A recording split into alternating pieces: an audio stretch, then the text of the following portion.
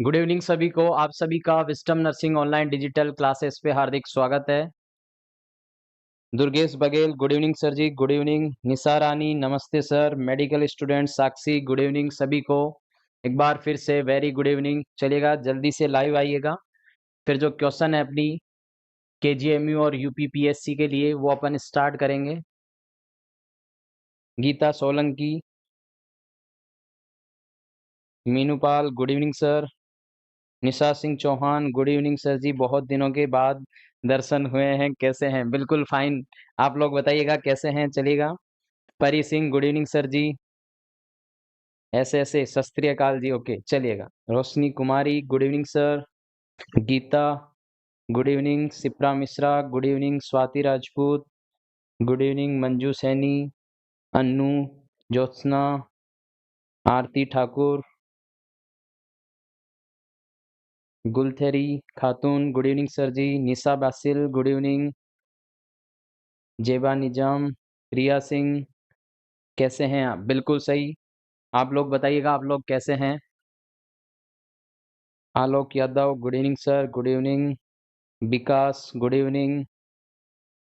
सुरक्षा Rajput, good evening. कैसे हैं सर आप? बिल्कुल बढ़िया। आप लोग बताइएगा बच्चों कैसे हैं आप लोग। हाँ बिल्कुल सही है, बनेंगे बच्चों। चलिएगा।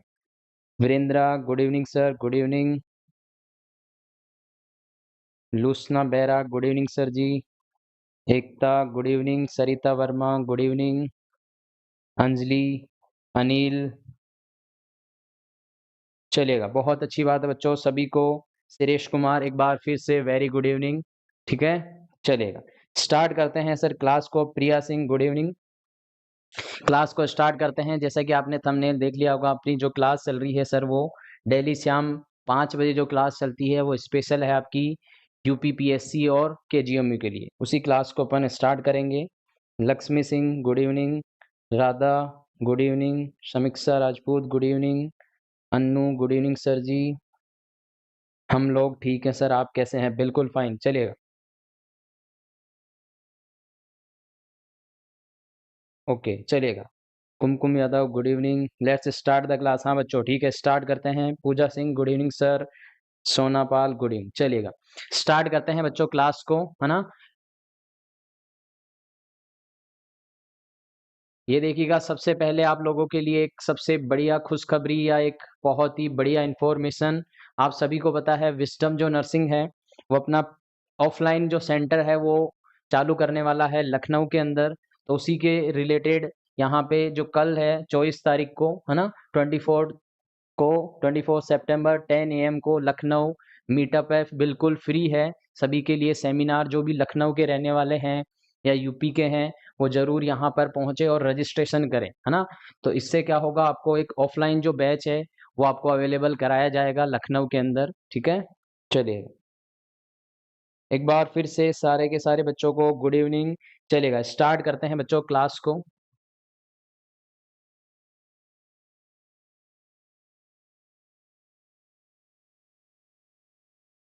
चलेगा।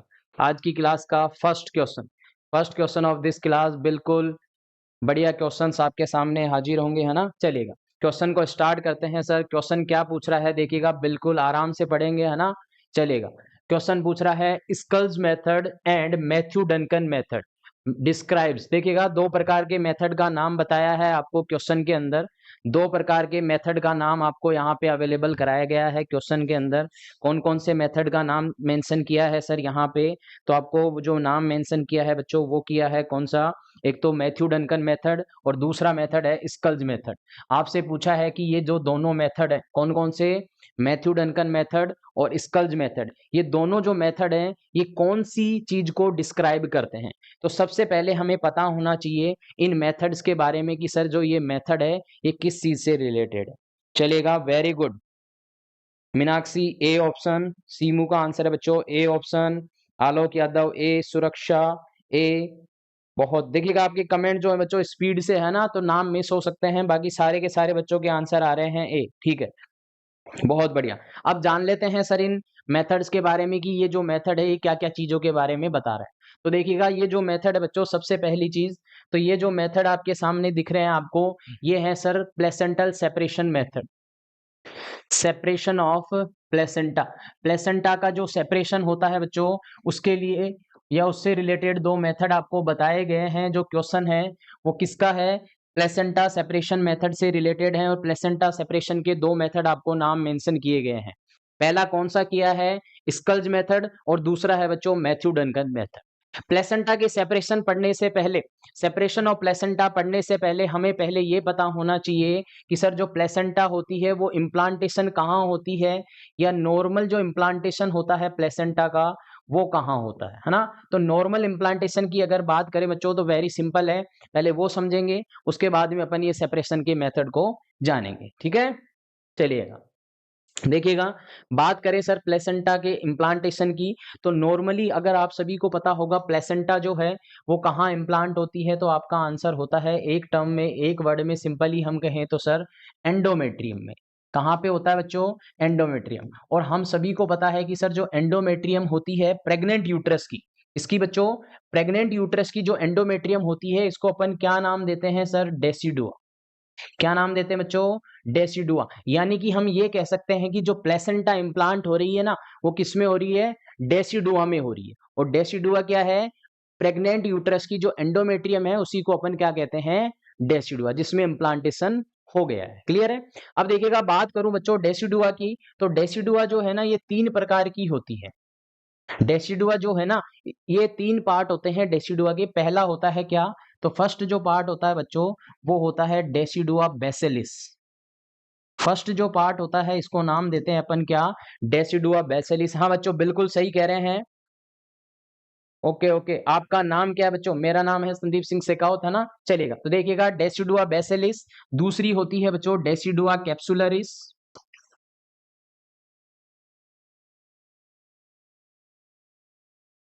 देखो बच्चों, आपके जो कमेंट है ना वो नहीं देख पाएंगे, क्योंकि अभी अपन यहाँ पे एक्सप्लेनेशन में है, तो जब भी मौका मिलेगा आपके कमेंट अपन देख लेंगे ना। तो ऐसा मत सोचना कि हमारा रिप्लाई नहीं कर रहे, ठीक है। दूसरी जो होती है वो होती है बच्चों decidua vera.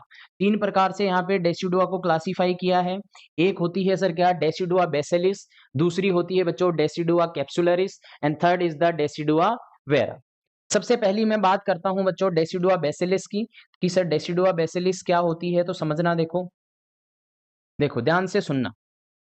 Decidua बेसिलिस, decidua capsularis और डेसिडुआ वेरा। हमें जब हम सेपरेशन के मेथड पढ़ेंगे तो उससे पहले इम्प्लांटेशन पता होना चाहिए ना। तो देखो समझना, डेसिडुआ बेसिलिस क्या है?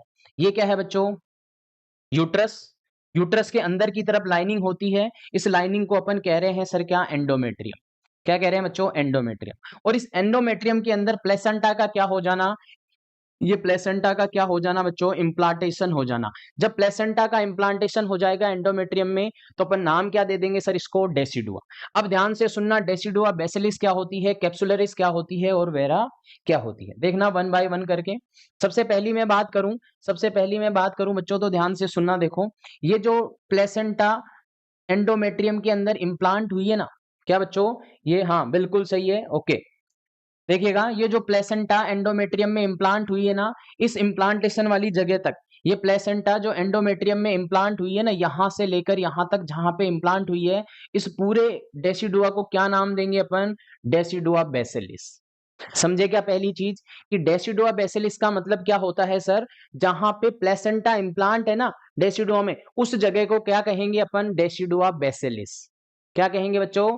डेसिडुआ बेसिलिस कहेंगे। और दूसरी बात करते हैं सर कैप्सुलरिस क्या है? तो ये जो इम्प्लांटेड प्लेसेंटा है ना, इस इम्प्लांटेड प्लेसेंटा के ऊपर एक मेम्ब्रेन आ जाती है, डेसिडुआ की मेम्ब्रेन। वो इस इम्प्लांटेशन वाली प्लेसेंटा को अगर कवर कर रही है डेसिडुआ की मेम्ब्रेन, तो इसको कहेंगे अपन क्या? Decidua capsularis. समझ गए क्या मेरी बात? कि sir decidua basalis. Good evening sir ji, कैसे हो आप? बिल्कुल बढ़िया बच्चों, आप लोग बताइएगा। हाँ गुड इवनिंग सभी को, गुड इवनिंग, बिल्कुल सही। चलिएगा, ठीक है। तो देखिएगा, डेसिडुआ बेसिलिस तो वो जगह हो गई जहां पे प्लेसेंटा इम्प्लांट है, ठीक है। उसके अलावा जो डेसिडुआ की कवरिंग जो कि क्या कर रही है? प्लेसेंटा को कवर कर रही है, उसको नाम दे देते हैं अपन क्या सर? Decidua capsularis. इसके अलावा देखो बच्चों, यहाँ पे प्लेसेंटा जहां इम्प्लांट है, उसके अलावा जो ये रिमेनिंग है ना, ये पूरी बच रही है इधर साइड में, है ना। पूरी जो रिमेनिंग डेसिडुआ है, इस पूरी रिमेनिंग डेसिडुआ को क्या नाम देंगे अपन? Decidua vera. बोलो समझ में आया क्या? बोलो, किसी को कोई डाउट हो तो बोलो बच्चों जल्दी से। गुड इवनिंग सभी को। चलिएगा, कमेंट और आंसर बच्चों। हाँ, गुड इवनिंग सभी को। चलेगा, देखिएगा वापस से समझते हैं अगर नहीं आया। डेसिडुआ बेसिलिस, डेसिडुआ कैप्सुलरिस और डेसिडुआ वेरा। ध्यान से समझना है ना। यहाँ पे जैसे कि फॉर एग्जांपल ये मेरा हाथ क्या है सर, डेसिडुआ है या एंडोमेट्रियम है ना। इस डेसिडुआ के अंदर प्लेसेंटा इम्प्लांट हो रही है। प्लेसेंटा जहां इम्प्लांट हो रही है बच्चों, जिस जगह पे, उस जगह को तो नाम देते हैं अपन डेसिडुआ बेसिलिस। क्या नाम देते हैं सर? डेसिडुआ बेसिलिस। इस डेसिडुआ बेसिलिस के जहां प्लेसेंटा इम्प्लांट हुआ वो तो डेसिडुआ बेसिलिस। इस प्लेसेंटा इम्प्लांट के ऊपर डेसिडुआ की मेम्ब्रेन कवरिंग बना लेती है, उसको कहते हैं डेसिडुआ कैप्सुलरिस। इसके अलावा यहां पे इम्प्लांटेशन हुआ था तो ये जो खाली जगह बच गई ना डेसिडुआ की पूरी, इसको कहते हैं क्या बच्चों? Decidua vera. Comment your answer. समझ में आया क्या? यस सर, जी सर। ओके, बहुत बढ़िया, समझ गए, बिल्कुल। अब इसके बाद में बात करते हैं बच्चों कि सब जो प्लेसेंटा है वो इम्प्लांट कहाँ होती है। तो ये तो बच्चों डेसिडुआ की है। इसके बाद में एक लेयर है आपकी डेसिडुआ बेसिलिस, जहां पे क्या होता है? Implantation of placenta. प्लेसेंटा जहां इम्प्लांट होती है ना, उसको क्या कहते हैं अपन? डेसिडुआ बेसिलिस। इस डेसिडुआ बेसिलिस में बच्चों 3 लेयर होती है। ये जो डेसिडुआ बेसिलिस है, इस डेसिडुआ बेसिलिस में 3 लेयर होती है। कौन कौन सी होती है? तो सुपरफिशियल जो ऊपर वाली होती है उसको कहते हैं कॉम्पैक्ट, मिडल वाली होती है बच्चों स्पॉन्जियोसम, और सबसे नीचे की तरफ होती है बच्चों बेसल। ध्यान से सुनना, डेसिडुआ जो बेसिलिस है सर, इसमें भी 3 लेयर होती है। डेसिडुआ बेसिलिस मतलब वो जगह जहां पे प्लेसेंटा इम्प्लांट हो रही है। इसमें भी बच्चों 3 चीजें होती हैं, कॉम्पैक्ट होता है, स्पॉन्जियोसम होता है और बेसल होती है। किसमें? डेसिडुआ बेसिलिस में। अब जब आप प्लेसेंटा का नॉर्मल इम्प्लांटेशन पढ़ेंगे बच्चों, तो नॉर्मली जो प्लेसेंटा इम्प्लांट होता है ना, वो कहाँ पे होता है? तो आपका आंसर होगा सर कहाँ पे? कॉम्पैक्ट और स्पॉन्जियोसम लेयर तक। प्लेसेंटा भैया डेसिडुआ बेसिलिस में इम्प्लांट होगी तो कहां तक इम्प्लांट हो पाती है? वो हो पाती है सर कॉम्पैक्ट और स्पॉन्जियोसम तक। अगर यहां तक इम्प्लांटेशन है मतलब इम्प्लांटेशन कैसा है? नॉर्मल है। मतलब इम्प्लांटेशन कैसा है बच्चों? नॉर्मल है। समझ रहे हैं क्या मेरी बात? किसी को कोई डाउट हो तो कमेंट कर सकते हैं। हाँ ठीक है बच्चों, बहुत बढ़िया, बिल्कुल सही। कॉम्पैक्ट, स्पॉन्जियोसम और बेसिलिस, बिल्कुल सही। तो सर कॉम्पैक्ट जो लेयर है और स्पॉन्जियोसम है, यहां तक इम्प्लांटेशन नॉर्मल है। अब अगर इम्प्लांटेशन प्लेसेंटा का कहां पे हो गया? बेसल में हो गया, या इससे भी नीचे वाली लेयर तक चल गया, तो फिर बच्चों वो एबनॉर्मल इम्प्लांटेशन में काउंट होगा। That implantation is not count into the normal implantation. Got it? चलिएगा, अब देखिएगा सर, जो प्लासेंटा इम्प्लांट होती है वो 2 ही लेयर में होती है, कॉम्पैक्ट में और स्पॉन्जियोसम में। तो नॉर्मल इम्प्लांटेशन है।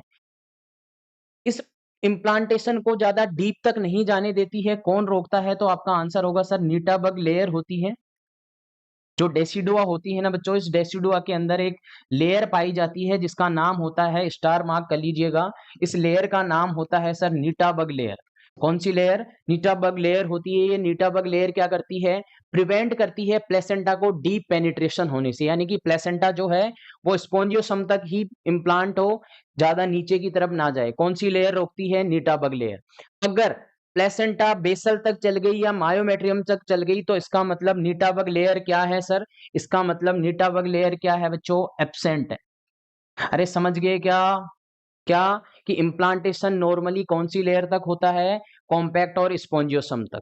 Got it? अगर इम्प्लांटेशन स्पॉन्जियोसम से भी नीचे चल जाए, डीप में चल जाए, बेसल या मायोमेट्रियम तक, इसका मतलब नीटाबग लेयर क्या है? एब्सेंट है, क्योंकि नीटाबग लेयर क्या करती है? इस डीप पेनिट्रेशन को प्रिवेंट करती है बच्चों। ठीक है, चलिएगा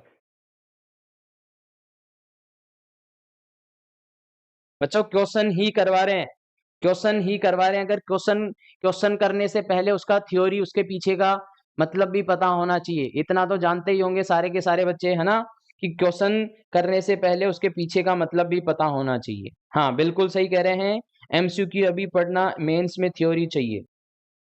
ठीक है बच्चों, ओके ओके। ठीक है, तो नीटा बग लेयर एब्सेंट होगी तो डीप पेनिट्रेशन को रोकेगी। अब इसके बाद में चलिएगा, नेक्स्ट अपन बात करते हैं कि सर प्लेसेंटा जो है वो सेपरेट कैसे होती है। अब पढ़ते हैं सेपरेशन की बात करें बच्चों, तो प्लेसेंटा सेपरेशन जो है, इस प्लेसेंटा सेपरेशन के 2 मेथड होते हैं। Separation of placenta. Placental separation के क्या होते हैं बच्चों? दो मेथड होते हैं। दो मेथड कौन कौन से होते हैं तो ध्यान से सुनो। पहला मेथड होता है सर स्कल्ज मेथड। फर्स्ट जो मेथड होता है बच्चों इट इज स्कल्स मेथड, और जो दूसरा मेथड होता है दोनों को अपन एक साथ डिफरेंशिएट करके पढ़ेंगे। दूसरा जो मेथड होता है बच्चों it is Matthew Duncan method.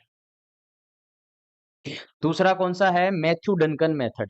अब देखो प्लेसेंटल सेपरेशन, ये जो दोनों मेथड है इनको पढ़ने से पहले हमें थोड़ी सी पता होनी चाहिए कि सर सेपरेशन कब होता है और कैसे होता है ना बच्चों। देखना, अगर बात करें सर प्लेसेंटा की, अभी इन दोनों मेथड को नहीं बताऊंगा मैं, पहले एक बार थोड़ा सा और देखते हैं ना। देखना, प्लेसेंटा जो होती है, पहली चीज प्लेसेंटा जो होती है सर ये सेपरेट या एक्सपेल कब होती है? तो आपका आंसर होगा sir third stage of labour में।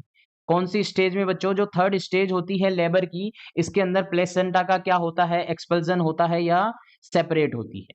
Got it? दूसरी बात, प्लेसेंटा जो है वो अगर क्या हो जाए सर, बिफोर प्लेसेंटा क्या हो जाए बच्चों? Before third stage of labour से पहले, before third stage of labour से पहले क्या हो जाए सर? प्लेसेंटा अगर सेपरेट हो जाए, प्लेसेंटा क्या हो जाए बच्चों? थर्ड स्टेज ऑफ लेबर से पहले अलग हो जाए, सेपरेट हो जाए, तो कंडीशन क्या कहलाएगी? क्वेश्चन तो ये भी आ सकता है, जरूरी तो है नहीं कि भैया मैथ्यू और डनकन मेथड ही पूछे आपसे। तो क्या कहेंगे, अगर थर्ड स्टेज ऑफ लेबर से पहले प्लेसेंटा सेपरेट हो रही है, मतलब कौन सी कंडीशन है सर? Abruptio placenta. कौन सी कंडीशन है बच्चों? Abruptio placenta. और abruptio placenta is the main cause of PPH, main cause of PPH. Abruptio placenta क्या है सर? मेन कारण है किसका? पीपीएच का। बोलो क्लियर है क्या? चलिएगा, हाँ बिल्कुल सही, third stage of labour, third stage of labour, बिल्कुल बहुत बढ़िया बच्चों। चलेगा, इसके अलावा एक कंडीशन ये भी हो सकती है कि सर जो प्लेसेंटा है, प्लेसेंटा जो है वो 30 मिनट के बाद भी सेपरेट ना हो। प्लेसेंटा जो है वो क्या हो सर? 30 मिनट के आफ्टर भी सेपरेट ना हो। दो कंडीशन हो सकती है, एक तो कि भैया थर्ड स्टेज ऑफ लेबर से पहले ही सेपरेट हो जाए, यानी कि premature separation of placenta, तो अपन कहेंगे सर क्या क्या कहेंगे बच्चों? Abruptio placenta. और abruptio placenta is the main cause of placenta, sorry APH, PPH लिख दिया क्या? एपीएच, एंटीपार्टम हेमरेज का। किसका बच्चों? एपीएच का। ठीक है, हाँ बच्चों पीपीएच नहीं बच्चों, एपीएच है ना, ये पीपीएच लिख दिया था, पीपीएच नहीं है, एपीएच, एंटीपार्टम हेमरेज का मेन कारण है एब्रप्सियो प्लेसेंटा। ठीक है, नेक्स्ट बात करते हैं सर, अगर प्लेसेंटा क्या हो जाए 30 मिनट बाद में, आफ्टर 30 मिनट सेपरेट हो रही है, क्योंकि जो थर्ड स्टेज ऑफ लेबर है ना बच्चों, इसका ड्यूरेशन कितना होता है? 30 मिनट का, और अगर 30 मिनट के बाद में सेपरेट हो रही है तो फिर आंसर हो जाएगा, फिर क्या कंडीशन कहलाएगी? Retained placenta.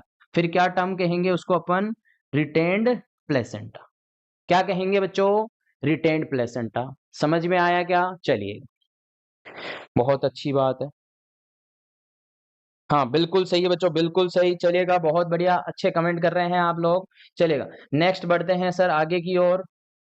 अब देखते हैं बच्चों दोनों मेथड को वापस से लिख देते हैं। पहला है स्कल्ज मेथड।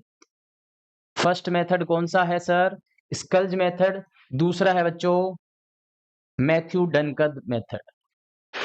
देखना बिल्कुल सिंपल है, याद करना इनको, बिल्कुल सिंपल है बच्चों कि सर मैथ्यू डनकन में क्या होगा और स्कल्ज मेथड में क्या होगा। वेरी सिंपल है, ध्यान से सुनना। देखो, अब ध्यान से सुनो बच्चों, स्कल्ज मेथड, स्कल्ज जो मेथड है, इस स्कल्ज मेथड के अंदर यहाँ पे देखो सी आ रहा है। क्या आ रहा है बच्चों? सी। सी से याद रखो सेंटर, सी से क्या याद रखोगे? सेंटर। मतलब कि प्लेसेंटा जो सेपरेट होगा, देखो पहली चीज तो ये दोनों मेथड किसके हैं? प्लेसेंटल सेपरेशन की मेथड है। किसके मेथड है बच्चों? प्लेसेंटा सेपरेट होने का। तो प्लेसेंटा जो सेपरेट होगी ना वो कैसे होगी, इन दोनों मेथड में अपन पढ़ेंगे। स्कल्स के अंदर सी वर्ड आ रहा है, तो सी वर्ड का मतलब है सर सेंटर, यानी कि प्लेसेंटा जो सेपरेट होगी ना, placenta separate from centre to periphery. Placenta जो सेपरेट होगी ना बच्चों वो कैसे होगी? सेंटर से पेरीफेरी की ओर सेपरेट होगी, यानी कि सबसे पहले सेंटर से अलग होगी और फिर पेरीफेरी यानी कि साइड से हटेगी। इस प्रकार के मेथड को क्या नाम देंगे अपन? स्कल्ज मेथड नाम देंगे। बिल्कुल सही है सर, सेंटर से होगा, बहुत बढ़िया। कहां से होगी बच्चों? तो वो आंसर होगा आपका क्या? Centre to periphery. बस स्कल्ज मेथड में यही याद रखना है कि सर सेंटर टू पेरीफेरी होगी, समझ गए? ठीक है। अब दूसरी बात सुनो, जैसे कि सर ये क्या है, एंडोमेट्रियम थी या डेसिडुआ थी। इस डेसिडुआ से कौन अटैच है बच्चों? ये आपकी प्लेसेंटा। अब प्लेसेंटा कैसे सेपरेट हो रही है सर? पहले सेंटर से सेपरेट हो रही है, तो देखो पेरीफेरी से जुड़ी हुई है, पेरीफेरी से जुड़ी हुई है बच्चों, और सेंटर से क्या हो गई? प्लेसेंटा हट गई। सेंटर से प्लेसेंटा क्या हो गई बच्चों? हट गई। ठीक है, सेंटर से हटी है, पेरीफेरी से जुड़ी हुई है। और आपको पता है सर, जब भी प्लेसेंटा सेपरेट होती है तो ब्लीडिंग होती है। प्लेसेंटा जब भी सेपरेट होगी तो ब्लीडिंग होगी, क्योंकि प्लेसेंटा सेपरेट कहां से होती है? बताओ, साइट ऑफ प्लेसेंटल सेपरेशन पूछ ले तो याद रखना sir, site of placental separation होता है स्पोंजियोसम। प्लेसेंटा जो सेपरेट होती है वो कहां से होती है? स्पोंजियोसम लेयर से। तो जब प्लेसेंटा उस लेयर से सेपरेट होगी तो वहां की यूट्राइन ब्लड वेसल को रप्चर करेगी, और ब्लड वेसल रप्चर होगी तो ब्लीडिंग देखने को मिलेगा। तो सर ब्लीडिंग होगी। अब बताओ, सेंटर से सेपरेट हुई है तो ब्लड आएगा, और ब्लड कहां पे इकट्ठा हो जाएगा? ब्लड आके यहां कलेक्ट हो जाएगा सेंटर में, क्योंकि पेरीफेरी से अभी हटी नहीं है, पेरीफेरी से अभी हटी नहीं है बच्चों, है ना? तो ब्लड कहां इकट्ठा हो जाएगा? सेंटर में इकट्ठा हो जाएगा, और फिर धीरे धीरे हटेगी कहां से? पेरीफेरी से। जब पेरीफेरी से भी हटेगी तो यहाँ पे जो ब्लड कलेक्ट था ना, वो अचानक से आएगा। मतलब इसमें क्या देखने को मिलता है? तो दूसरी चीज याद रखनी है sir, sudden gush of blood देखने को मिलता है। सडन गस ऑफ ब्लड देखने को मिलता है, यानी कि जैसे ही प्लेसेंटा पूरी हटेगी अचानक से ब्लीडिंग होगी, तेज ब्लड आएगा, सडन गस ऑफ ब्लड। किसमें होगा? ये भी इसका एक फीचर है बच्चों, किसका? स्कल्ज मेथड का। समझ गए क्या? चलिएगा, बहुत बढ़िया। फ्रॉम स्टार्ट हो गया, चलेगा, हाँ बिल्कुल है, स्पोंजियोसम से सेपरेट होगी बच्चों, बिल्कुल सही। चलेगा, इसके बाद में अपन बात करें सर किसकी? स्कल्ज मेथड के अंदर। तो स्कल्ज मेथड जो होता है ये मोस्टली किसमें देखने को मिलता है? तो आपका आंसर होगा sir, most common method in English women. जो इंग्लिश वुमेन होती हैं, है ना, उनके अंदर मोस्ट कॉमन स्कल्ज मेथड देखने को मिलता है, प्लेसेंटल सेपरेशन। ये इतना इंपॉर्टेंट नहीं है, बस इंपॉर्टेंट ये है कि सर सेंटर टू पेरीफेरी, और दूसरा sudden gush of blood. Sudden gush of blood क्यों हो रहा है बच्चों? क्योंकि सेंटर से सेपरेट होगा तो ब्लड यहाँ इकट्ठा कलेक्ट हो जाएगा, और जैसे ही पेरीफेरी से हटेगी तो ये ब्लड पूरा एक साथ आएगा, इसलिए सडन गस ऑफ ब्लड होगा। ठीक है, दूसरा मेथड क्या है आपके पास में बच्चों? दूसरा मेथड है मैथ्यू डनकन। मैथ्यू डनकन, देखो इसमें अपन ने एक एक याद करना है आपको, स्कल्ज याद कर लो, मैथ्यू डनकन बिल्कुल अपोजिट है। स्कल्ज में सेंटर से हुआ है तो यहाँ पे जो प्लेसेंटल सेपरेशन होगा वो कैसा होगा सर? Periphery to centre. कैसे होगा बच्चों? पेरीफेरी टू सेंटर, यानी कि सबसे पहले पेरीफेरी से हटेगी। जैसे कि समझो, देखो ये जैसे कि क्या है सर, एंडोमेट्रियम है, यहाँ पे प्लेसेंटा जुड़ी हुई है, तो प्लेसेंटा जो है बच्चों पेरीफेरी से हट गई, पेरीफेरी से हट गई, लेकिन सेंटर से अभी लगी हुई है। तो जो ब्लीडिंग होगी ना, वो चालू हो जाएगी यहाँ से, ब्लीडिंग यहाँ से चालू हो जाएगी, फिर सेंटर से हटेगी तो भी ब्लीडिंग आएगी। यानी कि इसमें ब्लीडिंग कैसी देखने को मिलती है? कंटिन्यू ब्लीडिंग देखने को मिलती है। कैसी देखने को मिलती है बच्चों? ब्लीडिंग, कंटिन्यू ब्लीडिंग देखने को मिलती है। कैसी ब्लीडिंग होती है बच्चों? कंटिन्यू। ये किसका फीचर है? मैथ्यू डनकन का। समझ गए क्या? चलिएगा, अब आते हैं क्वेश्चन पे, क्योंकि आप लोगों को क्वेश्चन की बहुत देर से इंतजार था कि सर क्वेश्चन कराओ, क्वेश्चन कराओ। तो बच्चों क्वेश्चन भी जरूरी है, लेकिन उससे पहले है थ्योरी आना, है ना? ये तो आप समझते होंगे, ठीक है।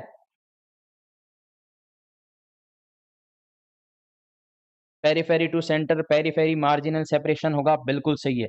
हाँ, ठीक है। चलिएगा, यहाँ देखिएगा, स्कल्ज मेथड और मैथ्यू डनकन किसके मेथड है? ए ऑप्शन है बच्चों, methods of detachment of placenta. Detachment मतलब सेपरेशन होने का, delivery of the presenting part, ways of presentation of the fetus, या ways to monitor the fetal heart rate. अब आप इसके इस क्वेश्चन का आंसर बिल्कुल सही कर पाएंगे बच्चों। क्या आंसर होगा? Method of detachment of placenta is the correct answer बच्चों, बहुत बढ़िया। हाँ बिल्कुल सही है, बिल्कुल सही, बहुत बढ़िया। ए बिल्कुल सही, बहुत बढ़िया आंसर है बच्चों, सारे के सारे बच्चों का बिल्कुल करेक्ट आंसर है, बहुत बढ़िया। ये लीजिएगा नेक्स्ट क्वेश्चन, नेक्स्ट क्वेश्चन पढ़ते हैं बच्चों। बहुत बढ़िया, बिल्कुल सही आंसर कर रहे हैं सारे के सारे बच्चे, ए ऑप्शन, बहुत बढ़िया।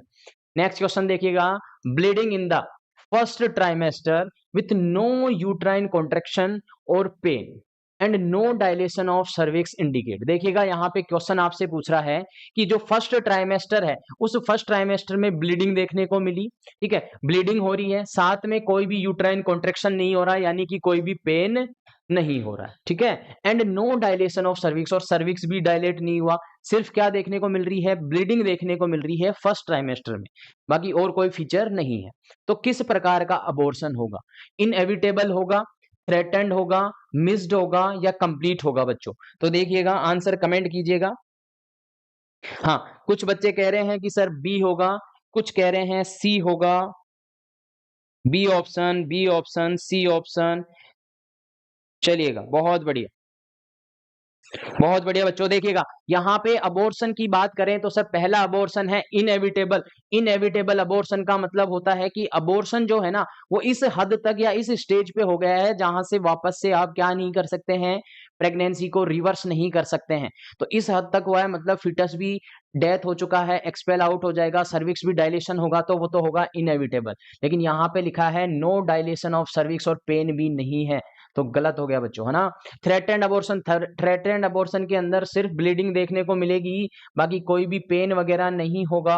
और उसके अलावा जो प्रेगनेंसी है ना, उसको आप क्या कर सकते हैं, वापस से रिवर्स कर सकते हैं, अगर आपने जल्दी से जल्दी क्या कर लिया, मैनेजमेंट कर लिया तो। ठीक है, नेक्स्ट है बच्चों मिस्ड अबॉर्शन। मिस्ड अबॉर्शन जो होता है, इसके अंदर पता ही नहीं चलता है कि कब फिटस की डेथ हो गई, कुछ भी सिम्टम नहीं पता लगते हैं। पता कब चलता है, जब अपन यूएसजी या फिटोस्कोप वगैरह से फिटल हार्ट रेट वगैरह चेक कराते हैं, तब पता चलता है कि भैया फिटस तो डेथ है। ठीक है, लास्ट है कंप्लीट अबॉर्शन। कंप्लीट अबॉर्शन के अंदर क्या होता है कि जो कंसेप्शन का प्रोडक्ट है वो कंप्लीटली एक्सपेल आउट हो जाता है। कंसेप्शन का प्रोडक्ट क्या हो जाता है, कंप्लीटली एक्सपेल आउट हो जाए, और कंसेप्शन का प्रोडक्ट एक्सपेल आउट होगा तो सर्विक्स का डायलेशन भी देखने को मिलेगा, है ना। चलिएगा, हाँ बिल्कुल सही, process of abortion continue start but continue pregnancy possible threatened में, बिल्कुल सही आंसर बच्चों। ठीक है, चलिएगा, बहुत बढ़िया।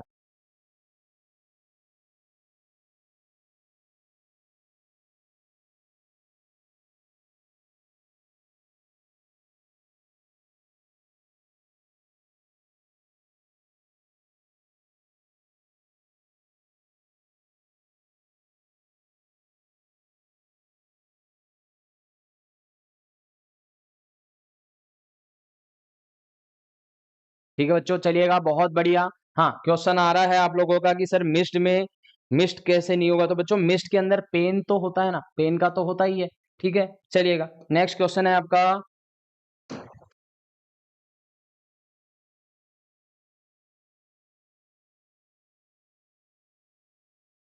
चलेगा, नेक्स्ट क्वेश्चन पे, हाँ बिल्कुल सही है, बिल्कुल सही है बच्चों, बी इज द राइट, बिल्कुल सही। चलेगा, नेक्स्ट क्वेश्चन है the mode of inheritance of cystic fibrosis. देखिएगा, यहाँ पे एक डिजीज दी है बच्चों, यहाँ पे एक डिजीज दी है सिस्टिक फाइब्रोसिस, और पूछा है कि सिस्टिक फाइब्रोसिस जो होती है, इसका मोड बताइएगा कि ये कैसे अनुवांशिकता का मोड, जैसे कि अपन पढ़ते हैं ना ऑटोसोमल डोमिनेंट, ऑटोसोमल रेसेसिव, तो वो कौन सी मोड ऑफ इनहेरिटेंस है किसका, सिस्टिक फाइब्रोसिस का।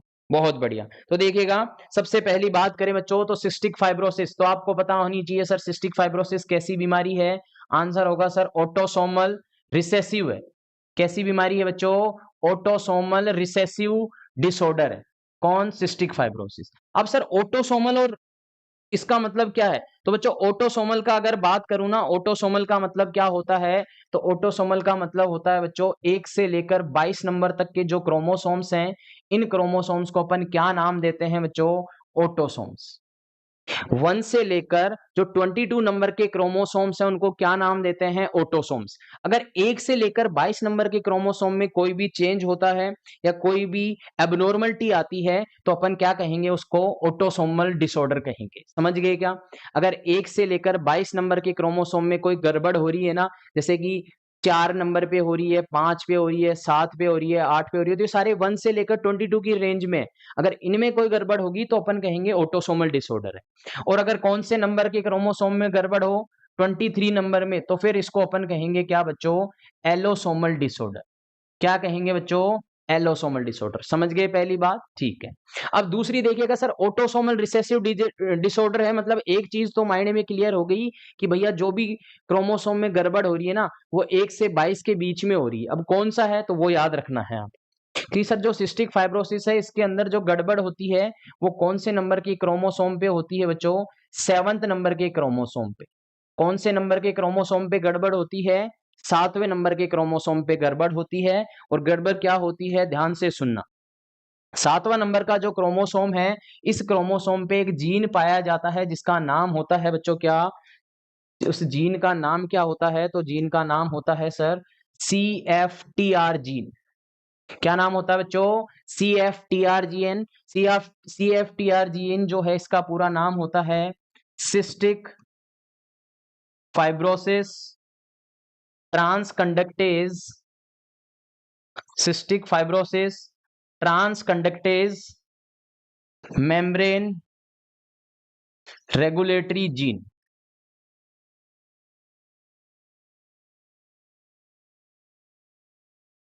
हाँ बहुत बढ़िया, 7th नंबर का क्रोमोसोम, 7th नंबर का बिल्कुल सही है। मल्टी सिस्टम अफेक्ट होंगे, बिल्कुल सही बात है बच्चों, आप सही कमेंट कर रहे हैं। देखिएगा, एक से नंबर ऑटोसोमल है, मतलब सर 7वें नंबर के क्रोमोसोम में गड़बड़ होगी। और 7वें नंबर के क्रोमोसोम पे भी क्या है, CFTR जीन होता है। कौन सा, CFTR का पूरा नाम है बच्चों cystic fibrosis transconductance membrane regulatory gene. इस क्रोमोसोम पे गड़बड़ होगी तो फिर ये जीन में भी क्या होगी बच्चों, एबनॉर्मलिटी होगी। अब सर पहले बात तो हमें ये पता होना चाहिए कि इस जीन का काम क्या है, तो ध्यान से सुनना बच्चों। ये जो जीन होता है ना CFTR जीन, इस जीन का काम क्या होता है, तो सर एक तो होता है क्लोराइड चैनल, यानी कि क्लोराइड के चैनल का काम करता है उसको आउटफ्लो में। सोडियम चैनल का काम करता है, यानी कि सोडियम का जो आउटफ्लो है उसमें हेल्प करता है। उसके अलावा बच्चों क्या काम करता है, तो सर एक्सोक्राइन जो डक्ट होते हैं, उसके अलावा म्यूकस का सिक्रेशन और म्यूकस का जो प्रोडक्शन है उसको रिलीज करवाते हैं, यानी कि सिक्रीशन कराने का काम होता है किसका, CFTR जीन का। समझ रहे हैं क्या मेरी बात। CFTR जीन का है, 7 नंबर के क्रोमोसोम पे पाया जाएगा। काम क्या है, तो काम होंगे बच्चों chloride channel, sodium channel, exocrine duct और म्यूकस का सिक्रीशन, ये इसके काम है ना। अब अगर ये CFTR जीन प्रभावित हो रहा है, अफेक्टेड हो रहा है, तो फिर नॉर्मल सी बात है कि सर ये सारे फंक्शन भी क्या होंगे, अफेक्ट होंगे।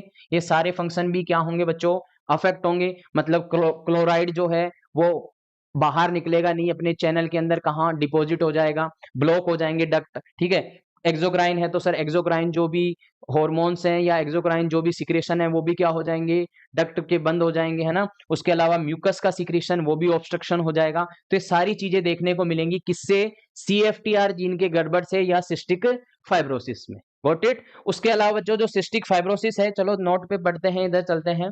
सिस्टिक फाइब्रोसिस जो है ना सर, सिस्टिक फाइब्रोसिस एक मल्टी सिस्टम का डिसऑर्डर है। थोड़ा और पढ़ लेते हैं सिस्टिक फाइब्रोसिस के बारे में। सिस्टिक फाइब्रोसिस जो है बच्चों, ये मल्टी सिस्टम डिसऑर्डर है। मल्टी सिस्टम का मतलब इसमें सारे जो सिस्टम है लगभग लगभग सब सिस्टम्स को प्रभावित करता है बच्चों, ठीक है। हाँ ठीक है, अगर किसी को डाउट हो तो बच्चों देखो कमेंट आपके नहीं देख पाऊंगा, मैंने कहा ना थोड़ा एक्सप्लेनेशन क्वेश्चन ज्यादा है अपने पास, और एक्सप्लेनेशन के साथ ही पढ़ेंगे अपन। ऐसा नहीं है कि चलो A का 1 B का 2 हो गया, ऐसे नहीं करेंगे ना, ठीक है। तो थोड़ा सा आपके कमेंट पे नजर नहीं जाएगी, जब भी जाएगी देख लेंगे, ठीक है। चलेगा। तो सर मल्टी सिस्टम डिसऑर्डर है जिसमें क्या हो जाता है कि जो आपके एक्सोक्राइन डक्ट हैं या जो म्यूकस सिक्रेशन हो रहा है वो सारी क्या हो जाएंगे बच्चों, ब्लॉक हो जाएंगे। लेकिन इसके अंदर मल्टी सिस्टम में भी जो मोस्ट कॉमन अफेक्ट होता है वो कौन होता है बच्चों, पेनक्रियाज। मोस्ट कॉमन अफेक्ट कौन होता है बच्चों, पेनक्रियाज। आपको पता है pancreas is a exocrine duct and endocrine, मतलब मिक्सोक्राइन है। मोस्ट कॉमन कौन अफेक्ट होगा, पेनक्रियाज। उसके अलावा सर अगर फॉर एग्जाम्पल GIT अफेक्ट हो गई, GIT अफेक्ट हो गई बच्चों, तो मैंने आपसे कहा कि CFTR जीन का काम क्या है, म्यूकस का सिक्रेशन कराना। उसके अलावा जो एक्सोक्राइन डक्ट है उनको ओपन रखना, उनका सिक्रेशन आउटफ्लो मेंटेन करना। अब अगर CFTR जीन अफेक्ट हो गया तो आपको पता है कि सर पेनक्रियाज एक्सोक्राइन है, और पेनक्रियाज एक्सोक्राइन है तो पेनक्रियाज जो है वो ब्लॉक हो जाएंगे, उसके डक्ट, पेनक्रियाटिक डक्ट तो क्या नहीं आ पाएगा, पेनक्रियाटिक जूस नहीं आ पाएगा। पेनक्रियाटिक जूस नहीं आएंगे तो बच्चों आपको पता है कि डाइजेशन सही से नहीं होगा ना, प्रोटीन फैट का, तो स्टेटोयूरिया वगैरह, क्ले कलर स्टूल देखने को मिलेगा, पेनक्रियाटिक एकाइलिया देखने को मिलेगा, ये चीजें आपको देखने को मिलेंगी। उसके अलावा क्या देखने को मिल सकता है सर, उसके अलावा बच्चों नेक्स्ट बात करें तो रेस्पिरेटरी।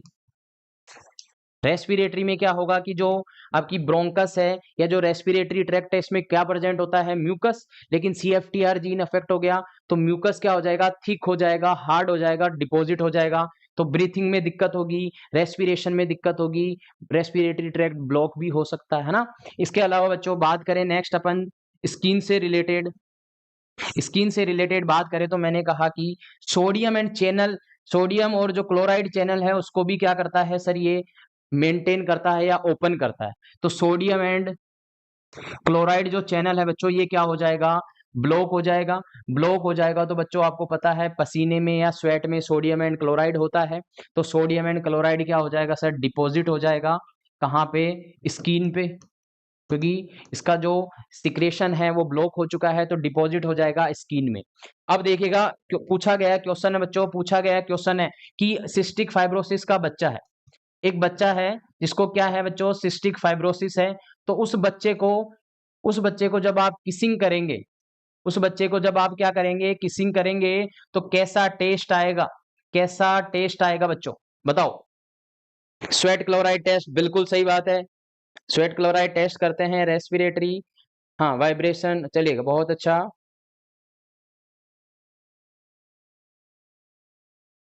चलिएगा, यहाँ देखिए बच्चों, तो जब आप किसी सिस्टिक फाइब्रोसिस वाले बच्चे को किसिंग करेंगे तो सर टेस्ट कैसा आएगा, साल्टी आएगा बच्चों, नमकीन टेस्ट आएगा। क्यों आएगा, क्योंकि सोडियम एंड क्लोराइड क्या हो चुके हैं सर, डिपॉजिट हो चुके हैं, और जब किसिंग करते हैं तो साल्टी टेस्ट आएगा बच्चे को। क्लियर है बच्चों। और इस सिस्टिक फाइब्रोसिस के लिए जो कन्फर्मेटरी टेस्ट होता है बच्चों, कन्फर्मेटरी जो टेस्ट होता है वो कौन सा होता है, तो आंसर होगा सर स्वेट क्लोराइड टेस्ट। कौन सा टेस्ट बच्चों, स्वेट क्लोराइड टेस्ट। और स्वेट क्लोराइड टेस्ट के अंदर सैंपल क्या लेंगे, सैंपल लेंगे सर स्वेट, क्या लेंगे बच्चों, पसीना यानी कि स्वेट लेंगे। और कैसे लेते हैं, तो इसको, इसके अंदर पहले क्या किया जाता था, इलेक्ट्रिकल स्टिमुलेशन से स्वेटिंग कराई जाती थी, यानी कि इलेक्ट्रिकल करंट से। लेकिन आजकल बंद कर दिया क्योंकि वो साइड इफेक्ट होते हैं उसके ज्यादा। तो आजकल यूज क्या करते हैं, पिलो कार्पिन, पिलो कार्पिन जो कि कोलिनर्जिक है ना, इससे क्या होगा, इसका साइड इफेक्ट है बच्चों स्वेटिंग, तो पसीना आएगा और उस स्वेट को कलेक्ट करेंगे, और जिसका अपन टेस्ट करके बता सकते हैं कि सर क्या है, यहाँ पे सिस्टिक फाइब्रोसिस है या नहीं है। ठीक है, अब आते हैं बच्चों क्वेश्चन पे। क्वेश्चन क्या पूछ रहा था आपसे कि mode of inheritance of cystic fibrosis, की सिस्टिक फाइब्रोसिस जो है उसका मोड ऑफ इनहेरिटेंस बताओ क्या होता है। ठीक है, अरे बच्चों बस बस कंट्रोल कीजिएगा इमोशंस को, है ना। चलिएगा, हाँ पिलो कार्पेन बिल्कुल सही है। यहाँ देखिएगा, मोड ऑफ इनहेरिटेंस पूछा है सर सिस्टिक फाइब्रोसिस के लिए। अभी पढ़ा, क्या पढ़ा, autosomal recessive. Comment your answer, comment कीजिएगा सारे के सारे बच्चे आंसर। बहुत बढ़िया, C option, C option, C option,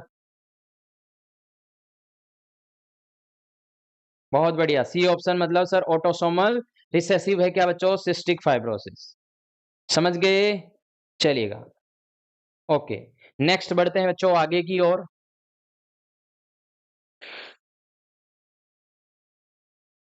next question है, रिपीटेड इनवॉलेंट्री और intentional passage of faeces by a child in appropriate place after the age when bowel control is normally accepted is called। देखिएगा question क्या कह रहा है कि repeated involuntary, एक बच्चा जो है वो फीकल मैटर को पास कर रहा है, और पास भी कब कर रहा है, ऐसी जगह पे जो अप्रोप्रिएट नहीं है, इनअप्रोप्रिएट जगह पे। और कब कर रहा है पास, उस एज पे कर रहा है जब उसको बाउल कंट्रोल पूरा बता दिया जा चुका है, या उस एज पे जहां पे बाउल कंट्रोल बच्चा कर सकता है, तो उस टाइम पे भी वो क्या कर रहा है sir, repeated faecal matter excrete कर रहा है या फीसेस पास आउट कर रहा है, तो कंडीशन क्या कहलाएगी बच्चों। वेरी सिंपल क्वेश्चन है, बहुत बढ़िया। ओके बच्चों, चलिएगा, तो आंसर क्या हो जाएगा, एनकोप्रेसिस, एनकोप्रेसिस हो जाएगा। बहुत बढ़िया, डी ऑप्शन, डी ऑप्शन। देखिएगा कमेंट भी बिल्कुल बहुत ही शानदार कर रहे हैं बच्चों आप लोग, बहुत बढ़िया, सारे के सारे बच्चे डी ऑप्शन, एनकोप्रेसिस, बहुत बढ़िया। बढ़ते हैं बच्चों नेक्स्ट क्वेश्चन पे। नेक्स्ट क्वेश्चन क्या है बच्चों, the full form of daily in the context of community health is. यहाँ पे क्वेश्चन बहुत सिंपल पूछा है बच्चों। डेली, डेली अपन जब एपिडेमियोलॉजिकल टूल्स पढ़ते हैं ना, कम्युनिटी हेल्थ नर्सिंग में जब आप एपिडेमियोलॉजी के टूल्स पढ़ेंगे तब आपको यहाँ पे वो वर्ड देखने को मिला होगा। कमेंट कीजिएगा, क्वेश्चन पूछ रहा है कि डेली का फुल फॉर्म क्या होता है। Disability adjusted life years, disease adapted life years, disability adapted life years, या disease adapted life years. Comment your answer बच्चों, कमेंट कीजिएगा, बहुत बढ़िया। हाँ कुछ बच्चे कह रहे हैं ए ऑप्शन होगा, कुछ कह रहे हैं डी होगा। चलो देखते हैं, ए और डी ही, ए और डी बस दो ही ऑप्शंस को पकड़ रखा है आप लोगों ने। ए क्या है, डिसेबिलिटी एडजस्टेड लाइफ ईयर, और डी है बच्चों डिजीज एडजस्टेड लाइफ ईयर। चलो देखते हैं बच्चों।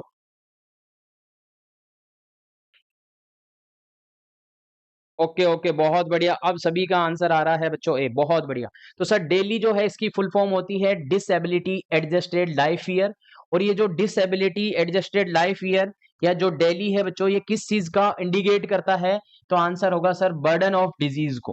किसको इंडिकेट करता है बच्चों? बर्डन ऑफ डिजीज को इंडिकेट करता है। जब भी आपने एपिडेमियोलॉजिकल टूल्स पढ़े होंगे तब आपको बताया गया होगा डेली, और एक होता है बच्चों डेफले, DFLE। इसका मतलब होता है डिसएबिलिटी फ्री लाइफ एक्सपेक्टेंसी या ईयर्स। ठीक है, डिसएबिलिटी फ्री लाइफ ईयर्स, और ये किस चीज को इंडिकेट करता है? तो सर ये करता है क्वालिटी ऑफ लाइफ को। किसको इंडिकेट करता है बच्चों? Quality of life. Got it? सभी को क्लियर है क्या बच्चों? हाँ, maximum daily seen in depression, बहुत बढ़िया लिखा है आद्या यादव। डेली जो है वो मैक्सिमम किस में देखने को मिलता है? डिप्रेशन वाले पेशेंट में। डेली मतलब कि डिसेबिलिटी के साथ में अपनी लाइफ को एडजस्ट कर रहा है, वो क्या कहलाता है? डेली कहलाता है, या डिसेबिलिटी एडजस्टेड लाइफ। बहुत बढ़िया, ठीक है, चलिएगा।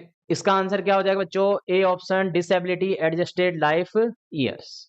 नेक्स्ट क्वेश्चन पे बढ़ते हैं सर। नेक्स्ट क्वेश्चन देखिएगा, पुअर स्किन लिखिएगा यहाँ पे, poor skin turgor in neonates and infants indicate. एक नियोनेट्स है या इन्फेंट्स है। नियोनेट्स का मतलब क्या हो गया बच्चों? सभी समझ गए क्या? नियोनेट्स का मतलब सर वो बच्चा जो 28 दिन तक का है बर्थ से लेकर, इन्फेंट मतलब वो बच्चा जो कि 1 साल तक का है, क्या कहलाता है? इन्फेंट। समझ गए? तो उन बच्चों के अंदर अगर स्किन टर्गर क्या है? पुअर है। स्किन जो आप चेक कर रहे हैं ऐसे पिंच करके, वो क्या है सर? पुअर है। तो वो किस चीज को इंडिकेट कर रहा है? A option, A option, A option, dehydration. बहुत बढ़िया बच्चों, A option, A option, D, sorry dehydration. बहुत बढ़िया, बहुत बढ़िया, बिल्कुल सही है बच्चों, बिल्कुल सही है। अगर पुअर स्किन टर्गर है तो वो किसको इंडिकेट करेगा? डिहाइड्रेशन को। बच्चों के अंदर किसको इंडिकेट करेगा बच्चों? डिहाइड्रेशन को। बहुत बढ़िया, नेक्स्ट क्वेश्चन की ओर चलते हैं सर। नेक्स्ट क्वेश्चन है बच्चों, वॉलेंट्री रिजेक्शन अनअक्सेप्टेबल थॉट्स और feelings from conscious awareness is called. क्या कह रहा है कि जानबूझकर किसी चीजों को क्या करना? रिजेक्ट करना, अनअक्सेप्टेबल थॉट्स को। ऐसे थॉट जो कि एक्सेप्टेबल नहीं है उनको क्या करना? रिजेक्ट करना। फीलिंग्स को फ्रॉम कॉन्शियस अवेयरनेस से क्या कहलाएगा बच्चों? देखिएगा, साइकेट्रिक और साइकेट्रिक में भी सर डिफेंस मैकेनिज्म से रिलेटेड क्वेश्चन है बच्चों। डिफेंस मैकेनिज्म से रिलेटेड क्वेश्चन है। कमेंट कीजिएगा अपने अपने आंसर। क्वेश्चन पूछा है आपसे कि जानबूझकर रिजेक्ट कर रहा है अनएक्सेप्टेबल थॉट्स को या फीलिंग को कॉन्शियस अवेयरनेस से, क्या कहलाएगा? सप्रेशन, सिंबलाइजेशन, सब्लिमेशन या सब्स्टिट्यूशन बच्चों? बहुत बढ़िया, A option, A option, suppression, suppression, suppression, voluntary rejection of unacceptable. बिल्कुल बिल्कुल, बहुत बढ़िया बच्चों, बहुत बढ़िया, चलिएगा, बहुत बढ़िया। Suppression, voluntary rejection of unacceptable thoughts और फीलिंग फ्रॉम कॉन्शियस अवेयरनेस। बिल्कुल बिल्कुल, देखिएगा यहां देखिएगा बच्चों, सप्रेशन, सप्रेशन का मतलब होता है सर कॉन्शियसली, कॉन्शियसली क्या करना बच्चों? किसी भी चीज को सप्रेस करना या अवॉइड करना। जैसे कि ध्यान से सुनना, कॉन्शियसनेस या सप्रेशन का एग्जाम्पल। हाँ बिल्कुल सही है बच्चों, बिल्कुल सही है, ध्यान से सुनना। देखो, कॉन्शियसली क्या करना? किसी भी चीज को क्या करना सर? अवॉइड करना। ऐसी फीलिंग्स उनको अवॉइड करना जान पूछकर क्या कहलाता है? सप्रेशन। एग्जाम्पल समझना, जैसे कि घर पे आए सर कौन? गेस्ट। ठीक है, अब हस्बैंड या वाइफ के बीच में कोई मिसअंडरस्टैंडिंग हो गई, तो अब जो वाइफ है वो गेस्ट के सामने अपने हस्बैंड को डांट नहीं सकती है या गुस्सा नहीं निकाल सकती है। तो उस दौरान वो कौन सी डिफेंस मैकेनिज्म का यूज करेगी? सप्रेशन का। कौन सी डिफेंस मैकेनिज्म का यूज करेगी बच्चों? सप्रेशन का। और सप्रेशन में क्या करेगी? उस दौरान तो हस्बैंड को डांटेगी नहीं, बिल्कुल शांत हो जाएगी। यानी कि ऐसी फीलिंग जो कि अनअक्सेप्टेबल है, क्योंकि अगर वो डांटती है तो गेस्ट क्या सोचेंगे? यार देखो ये इसको डांट रही है ना। तो इसलिए वो अनएक्सेप्टेबल फीलिंग को क्या करेगी, जानबूझकर दबा देगी या साइड में कर देगी। और जैसे ही गेस्ट जाएंगे उसके बाद में क्या आएगा बच्चों, हस्बैंड का नंबर आएगा, रिमांड होगा, क्या कहलाता है, सप्रेशन। समझ गए क्या, मतलब जानबूझकर कॉन्शियसली क्या करना, अनएक्सेप्टेबल फीलिंग्स को सप्रेस करना या अवॉइड करना, ठीक है, क्या कहलाता है, सप्रेशन। समझ गए क्या, हाँ बिल्कुल सही बात है बच्चों, ठीक है। हाँ, गेस्ट के सामने नहीं डांटेगी, जैसे ही गेस्ट गए बोले अब आजा बता, है ना, तो क्या कहलाएगा, सप्रेशन। हाँ चलिएगा, रेस्पेक्टेड वाइफ, ये देखो एक बच्चे ने लिखा है रेस्पेक्टेड वाइफ बच्चों, हाँ रेस्पेक्टेड वाइफ तो फिर वो होगी ना जो बाद में भी ना डांटे, है ना बच्चों। चलिएगा, नेक्स्ट क्वेश्चन है बच्चों, सिंबोलाइजेशन। नेक्स्ट ऑप्शन है आपके पास में सिंबोलाइजेशन। सिंबोलाइजेशन में क्या होगा कि जो पर्सन होगा वो इस मैकेनिज्म का यूज करेगा, और यूज कैसे करेगा, सिंबल्स की सहायता से। कोई भी चीज जो है उसको सिंबल्स में एक्सप्रेस करेगा। सिंबोलाइजेशन डिफेंस मैकेनिज्म का मतलब क्या हो गया बच्चों, हाँ, गुस्सा दर एकदम खत्म। चलिए, अच्छा अच्छा, चलिएगा, बस बच्चों कंट्रोल कीजिएगा इमोशंस को, है ना, बहक जाते हैं। चलिएगा, इधर देखिएगा, सिंबोलाइजेशन। सिंबोलाइजेशन में क्या करेगा कि सर जो पर्सन है वो सिंबल्स के थ्रू, क्या बच्चों, सिंबल्स के थ्रू अपनी फीलिंग्स को एक्सप्रेस करेगा।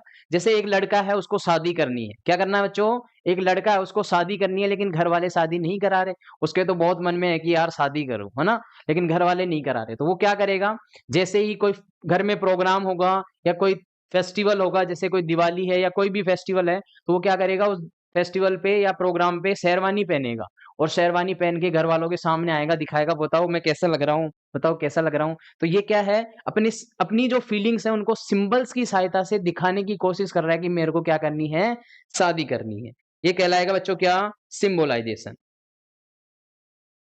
सर अपना तो नहीं दे रहे एग्जाम्पल आप, अरे बच्चों नहीं दे रहे एग्जाम्पल, ठीक है। देखो जितनी भी डिफेंस मैकेनिज्म है ना, अगर आपने पढ़ी है साइकेट्रिक में, ये सब अपन यूज करते हैं, आप पे अप्लाई करके देख लो, है ना, ठीक है, तो ऐसा नहीं सोचना है, सारी अपन अप्लाई करते हैं, ठीक है। ओके, समझ गए क्या, सिंबोलाइजेशन मतलब सर सिंबल्स में बताएगा। नेक्स्ट है बच्चों सब्लिमेशन। नेक्स्ट क्या है, सब्लिमेशन। सब्लिमेशन का मतलब जो भी अपनी अनअक्सेप्टेबल चीजें हैं उनको क्या करना, एक्सेप्टेबल के अंदर कन्वर्ट करना या चेंज करना, क्या कहलाएगा, सिंबोलाइजेशन। जैसे कि कोई पर्सन है, उसको गुस्सा आ रहा है, अब उसको पता है कि अगर मैं गुस्सा निकालूंगा, किसी को पीटूंगा, तो सोसाइटी या मेरे घर वाले या जहां पे भी मैं रहता हूं वो मेरे को एक्सेप्ट नहीं करेगा, तो वो कैसा बिहेवियर है, अनएक्सेप्टेबल। उस अनएक्सेप्टेबल को वो क्या करेगा, उसको गुस्सा निकालना है तो वो बॉक्सिंग ज्वाइन कर लेगा, ताकि उसका गुस्सा भी निकल जाए और लोग उसको एक्सेप्ट भी कर लें। तो वो क्या कहलाएगा बच्चों, सब्लिमेशन। क्या कहलाएगा, सब्लिमेशन कहलाएगा, ठीक है। हाँ बच्चों, बस बस कंट्रोल, इधर आइएगा, चलिएगा। नेक्स्ट है सर सब्स्टिट्यूशन। सब्स्टिट्यूशन में क्या करेगा, अपना जो ड्रीम है, अपना जो गोल है, अपनी जो मोटिव है, उसको क्या करेगा सर, चेंज करेगा, इसलिए ताकि जैसे कि फॉर एग्जांपल एक बच्चा है, वो एमबीबीएस करना चाहता है, लेकिन उसके नीट में नंबर क्या हुए सर, कम आ गए, या नीट में उसका स्कोर नहीं हो रहा। अब वो क्या करेगा, उसको पता है कि यार मेरा मोटिव तो क्या था, मेडिकल फील्ड में जाने का था, लेकिन मैं क्या नहीं कर पा रहा, क्वालिफाई नहीं करा रहा, तो एक्सेप्टेबल नहीं है, तो वो क्या करेगा, मेडिकल फील्ड में दूसरे फील्ड में चल जाएगा, जैसे नर्सिंग में। तो वो क्या है बच्चों, सब्स्टिट्यूशन है। क्या कहलाएगा, सब्स्टिट्यूशन। समझ गए क्या, हाँ बिल्कुल सही। एमबीबीएस टू नर्सिंग ऑफिसर, बिल्कुल सही लिखा है एक बच्चे ने कि MBBS to nursing officer is the example of substitution. बहुत बढ़िया बच्चों, बहुत बढ़िया, बहुत बढ़िया, ऐसे ही समझो बस, जैसे आपको समझ में आए, बहुत बढ़िया। हाँ, नर्सिंग ऑफिसर बन गया, बिल्कुल सही है बच्चों, बहुत बढ़िया, ठीक है। तो इस क्वेश्चन का करेक्ट आंसर क्या हो जाएगा सर, सप्रेशन। नेक्स्ट क्वेश्चन पे चलते हैं बच्चों। नेक्स्ट क्वेश्चन क्या कह रहा है, the action of the sympathetic system in the walls of airway is called as. देखिएगा बच्चों, क्वेश्चन वेरी सिंपल है, अपन बहुत फर्स्ट ईयर से एनाटॉमी में पढ़ते आए हैं सर, सिंपैथेटिक नर्वस सिस्टम और पैरासिम्पैथेटिक नर्वस सिस्टम, है ना, उसी से रिलेटेड क्वेश्चन है बच्चों। चलेगा, क्वेश्चन पूछ रहा है कि सिंपैथेटिक जो नर्वस सिस्टम है या सिंपैथेटिक सिस्टम है, उसका इफेक्ट क्या होगा, एक्शन क्या होगा किस पे, जो हमारे रेस्पिरेटरी एयरवे है, ट्रेकिया है, ब्रोंकस है, इन पे क्या एक्शन होगा। तो आपको सिंपल सी बताता हूं बच्चों, ध्यान से सुनना, ये चीजें याद कर लेना, कभी नहीं भूलनी है अपने को। सिंपैथेटिक नर्वस सिस्टम और दूसरा होता है बच्चों पैरासिम्पैथेटिक नर्वस सिस्टम। देखो जब भी आपने क्लासिफिकेशन पढ़ा होगा नर्वस सिस्टम का तो आपको बताया गया होगा कि सर जो नर्वस सिस्टम होता है इसको टू टाइप से क्लासिफाई किया है। एक तो सेंट्रल नर्वस सिस्टम और दूसरा पेरीफेरी नर्वस सिस्टम, है ना। सेंटर जो नर्वस सिस्टम है इसको दो टाइप्स में डिवाइड किया है, पेरीफेरी नर्वस सिस्टम और सेंट्रल नर्वस सिस्टम। चलो बच्चे लिख रहे हैं ए। चलो बच्चों देखते हैं अभी, है ना, अभी देखते हैं, ठीक है, क्या आंसर रहने वाला है, अभी देखते हैं। बहुत बढ़िया, चलिएगा चलेगा, अभी बताएंगे बच्चों। ए होगा, बी होगा, सी होगा, डी होगा, क्या होगा, ठीक है। चलिएगा बहुत बढ़िया। तो यहाँ पे देखिएगा बच्चों, ऑप्शन क्या कह रहा है आपसे कि सिंपैथेटिक नर्वस सिस्टम का क्या प्रभाव होगा एयरवे की वॉल्स पे, ठीक है। पहला ऑप्शन कह रहा है, हाँ इधर देखिएगा, पहले सिंपैथेटिक पैरासिम्पैथेटिक समझते हैं ना, ऑप्शंस पे बाद में आएंगे बच्चों। हाँ ठीक है चलिएगा। नर्वस सिस्टम दो टाइप्स का, सेंट्रल नर्वस सिस्टम और periphery nervous system. Central nervous system में कौन इंक्लूड है, जो आपकी बॉडी के बिल्कुल सेंटर में, याद करना है, ऐसे ही रखना है अपने को, सेंटर में मतलब बिल्कुल बीच में क्या है, ब्रेन और पीछे स्पाइनल कोड, गॉट इट। ये दोनों किस में आएंगे, सेंट्रल नर्वस सिस्टम में। रिमेनिंग क्या है बच्चों, पेरीफेरी नर्वस सिस्टम। पेरीफेरी मतलब साइड का। तो अब देखो ब्रेन है ना, ब्रेन से निकलने वाली नर्व साइड में जाएंगी, तो ब्रेन से निकलने वाली नर्व किस में काउंट होगी, पेरीफेरी में, यानी कि क्रेनियल नर्व्स को पेरीफेरी में रखा। उसके अलावा स्पाइनल नोड से जो नर्व निकलेंगे उसको भी किसमें प्लेस किया बच्चों, स्पाइनल नर्व्स को भी पेरीफेरी में। बात कर रहा हूं मैं पेरीफेरल नर्वस सिस्टम का। पेरीफेरल नर्वस सिस्टम दो प्रकार का होता है, ऑटोनोमिक और सोमेटिक। ऑटोनोमिक और सोमेटिक। ऑटोनोमिक में सर दो क्लासिफिकेशन है, सिंपैथेटिक और पैरासिम्पैथेटिक। बहुत बढ़िया, है ना बच्चों। तो सिंपैथेटिक और पैरासिम्पैथेटिक किसमें है सर, ऑटोनोमिक में, और सोमेटिक में आ जाती है आपकी क्रेनियल नर्व और स्पाइनल नर्व। समझो देखो यहाँ पे सिंपैथेटिक और पैरासिम्पैथेटिक को समझते हैं। सिंपैथेटिक जो नर्वस सिस्टम है बच्चों, सिंपैथेटिक नर्वस सिस्टम जो है ये मेनली काम करता है सर स्ट्रेस में। किसमें काम करता है बच्चों, स्ट्रेस में। यानी कि आपको कोई स्ट्रेस है या आप ऐसी कोई कंडीशन में है जहां पे आपको कोई स्ट्रेस हो रहा है, तो कौन काम करेगा, पैरासिम्पैथेटिक, सॉरी सिंपैथेटिक, है ना। और पैरासिम्पैथेटिक कब काम करेगा, जब आप क्या है सर, हैप्पी हैं, खुश हैं। जब क्या है बच्चों, आप बहुत ज्यादा खुश हैं। हाँ बिल्कुल सही, आई मसल पैरासिम्पैथेटिक होगा हाँ चलिएगा, देखते हैं बच्चों, बताते हैं। देखिएगा सिंपैथेटिक में क्या होगा सर, स्ट्रेस में काम करेगा। पैरासिम्पैथेटिक कब काम करेगा, जब अपन खुश होंगे या बहुत ज्यादा एक्साइटेड होंगे, यानी कि हैप्पी होंगे, तो कौन काम करेगा, पैरासिम्पैथेटिक। ध्यान से सुनना एग्जाम्पल, स्ट्रेस का एग्जाम्पल के तौर पे समझेंगे, सारी चीजें क्लियर होंगी बच्चों। मैं यहाँ पे कुछ ऑर्गन्स लिख देता हूं, हार्ट, आई, रेस्पिरेटरी, जीआईटी, है ना। इनके इफेक्ट देखेंगे, देखो अभी सबके, ध्यान से सुनना। स्ट्रेस है, स्ट्रेस का एग्जांपल, जैसे कि आप रास्ते से जा रहे थे, आपके पीछे क्या लग गया सर, डॉग लग गया, कुत्ता लग गया। जैसे ही कुत्ता लगता है तो देखो, एक तो वो बच्चे होंगे जो हाँ कुत्ता दिख गया तो आजा, है ना, डरते नहीं होंगे। एक वो होंगे जो बेचारे डरते होंगे, उनकी बात कर रहे हैं ना। आप ऐसा मत कहना कि सर हम तो नहीं डरते। नहीं डरते तो बहुत अच्छी बात है बच्चों, लेकिन जो डरते हैं उनके लिए तो क्या है सर, स्ट्रेस है। तो जैसे ही उनके पीछे बच्चों कुत्ता आया, तो उनके पास में दो ही मौके हैं, क्या तो फाइट करेगा या फ्लाइट करेगा, मतलब भाग जाएगा। क्या तो कुत्ते को भगा देगा या भाग जाएगा। तो फ्लाइट करेगा, जब भागेगा तो आपको पता है सर स्ट्रेस है, पीछे डॉग है, तो स्ट्रेस है, तो कौन काम करेगा, सिंपैथेटिक। कौन काम करेगा, सिंपैथेटिक। आप आगे, आपके पीछे कौन, डॉग। आप दौड़ रहे हैं, आपको पता है सर जब अपन दौड़ते हैं तो हार्ट पे क्या प्रभाव आता है, हार्ट रेट बढ़ जाती है, कार्डियक आउटपुट बढ़ जाता है, बीपी बढ़ जाती है, सब चीजें बढ़ेंगी। तो सिंपैथेटिक में हार्ट पे क्या होगा, हार्ट रेट बढ़ेगी, कार्डियक आउटपुट बढ़ेगा, बीपी बढ़ेगी, ये सब चीजें क्या हो जाएंगी सर, इंक्रीज होगी, किसमें, हार्ट में। क्लियर है, ठीक है। दूसरा है सर आई, आंखों पे क्या प्रभाव पड़ेगा। तो बच्चों जब भी स्ट्रेस होता है या आपके पीछे कोई, जैसे डॉग है, आप आगे दौड़ रहे हैं, तो आपको पता है एक छोटे से छोटा कांटा, छोटे से छोटा पत्थर भी आपको दिख जाता है, लेकिन आपकी नजर सामने है, फिर भी आपको दिख जाता है, मतलब प्यूपिल क्या होगी, कॉन्स्ट्रिक्ट होगी या डायलेट। तो आप कहेंगे सर डायलेट होगी। प्यूपिल क्या होगी बच्चों, डायलेट होगी। हाँ कुछ ना यार, मुझे तो बाइट किया है सर, अच्छा चलिएगा कोई बात नहीं बच्चों। हाँ तो देखिएगा, आई पे क्या होगा सर, जब अपन स्ट्रेस में, आपके पीछे डॉग है, आप रनिंग कर रहे हैं, तो आपको पता है एक छोटे से छोटा कांटा या पत्थर भी दिख जाता है, मतलब क्यों दिख रहा है, क्योंकि प्यूपिल बिल्कुल डायलेट हो चुकी है। तो प्यूपिल क्या हो जाएगी सर, डायलेट हो जाएगी, किसमें, सिंपैथेटिक।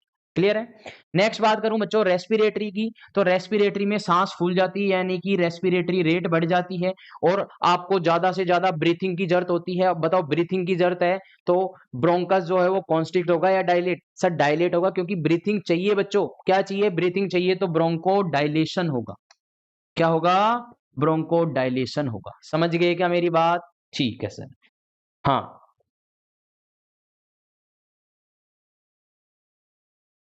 चलिएगा बच्चों, कंट्रोल कीजिएगा अपनी फीलिंग्स को, है ना, कंट्रोल कीजिएगा। चलिएगा, जीआईटी, जीआईटी में बात करें तो जीआईटी के अंदर उल्टा होता है सर। जब भी हमारे पीछे कोई खतरा होता है, या जैसे डॉग ही मान लो आपके पीछे लगा हुआ है, तो आपकी यूरिन रुक जाती है। यूरिन तो वैसे रीनल में आ गई है ना, चलो रीनल में पढ़ लेते हैं।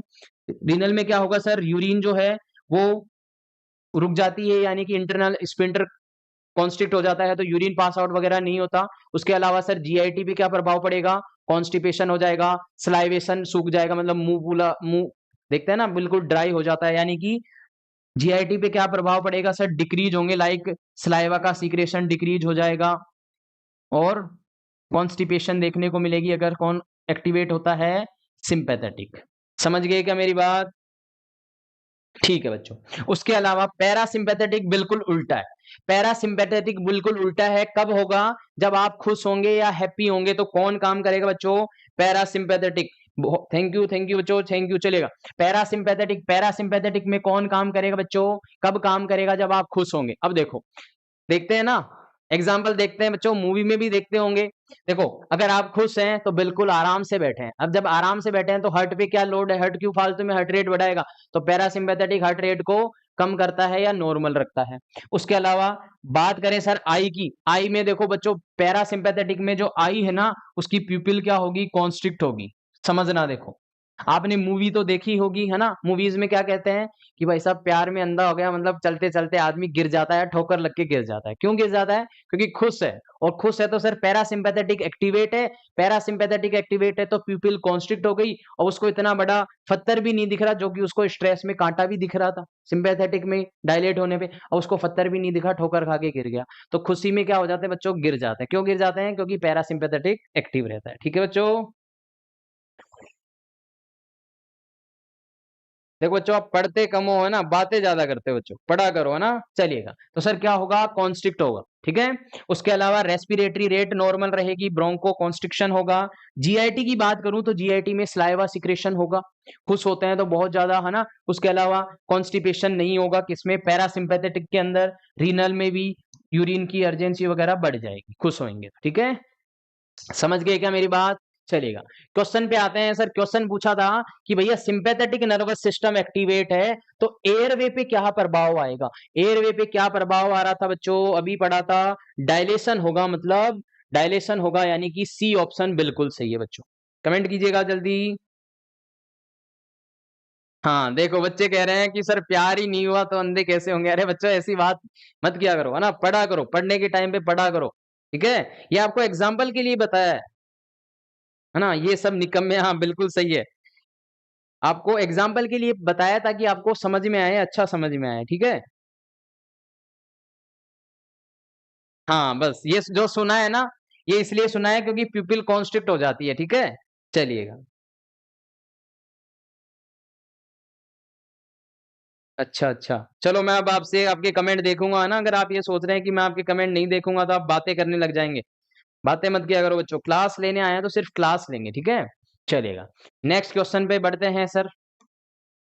नेक्स्ट क्वेश्चन क्या बोल रहा है, when a person's blood pressure drops the kidney respond by. अगर किसी पर्सन का क्या हो जाए, ब्लड प्रेशर कम हो जाए, यानी कि सर बीपी क्या हो रही है, फॉल हो रही।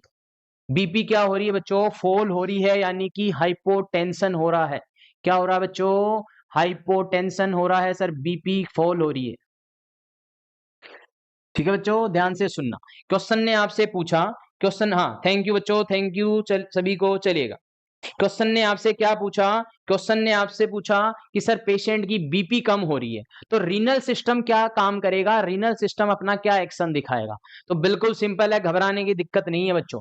देखिएगा, अगर मैं बात करूं सर बीपी रेगुलेशन की, सबसे पहले अपन बीपी रेगुलेशन देख लेते हैं, उसके बाद इस क्वेश्चन पे आएंगे बच्चों। बीपी रेगुलेशन की बात करें बच्चों, तो बीपी रेगुलेशन में क्या होगा वो समझना है अपने को। देखिएगा, जो बीपी होती है वो रेगुलेशन की बात करें तो बीपी रेगुलेशन के लिए हमारी सेंटर प्रेजेंट होता है मेडुला ऑब्लिगेंटा में। कहाँ प्रेजेंट होता है बच्चों, मेडुला ऑब्लिगेंटा के अंदर बीपी रेगुलेटरी सेंटर प्रेजेंट होता है। और मेडुला ऑब्लिगेंटा के अंदर जो बीपी रेगुलेटरी सेंटर होता है वो कौन सा होता है, तो आप सभी का आंसर होगा सर कार्डियो वेस्कुलर सेंटर। ये सेंटर क्या करता है बच्चों, बीपी को रेगुलेट करता है या बीपी को मेंटेन करता है। हाँ बिल्कुल सही कह रहे हैं, रेनिन मेंटेन बीपी, बहुत बढ़िया, है ना। तो कार्डियोवैस्कुलर सेंटर होता है कहाँ पे बच्चों, मेडुला ऑब्लिगेंटा में। तो मेडुला ऑब्लिगेंटा में क्या है, बीपी रेगुलेटरी सेंटर प्रेजेंट है, ठीक है। अब देखिएगा बीपी जो होती है ना सर, वो रेगुलेट होती है दो मैकेनिज्म के थ्रू। दो मैकेनिज्म होती हैं बीपी रेगुलेशन के लिए। एक होती है बच्चों शॉर्ट टर्म, एक क्या होती है शॉर्ट टर्म। और शॉर्ट टर्म के लिए कौन सा सिस्टम जिम्मेदार होगा, तो आपका आंसर होगा सर नर्वस सिस्टम।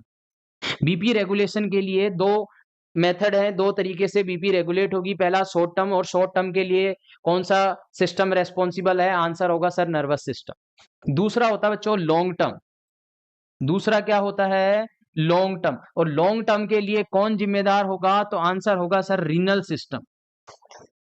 चलो अब दोनों मेथड्स को अपन वन बाय वन करके समझ लेते हैं, ठीक है बच्चों। चलिएगा इधर देखिएगा, दोनों सिस्टम्स को अपन वन बाय वन करके समझ लेते हैं कि सर नर्वस सिस्टम कैसे काम करेगा। तो ध्यान से देखना बच्चों, नर्वस सिस्टम की बात करें या शॉर्ट टर्म की बात करें,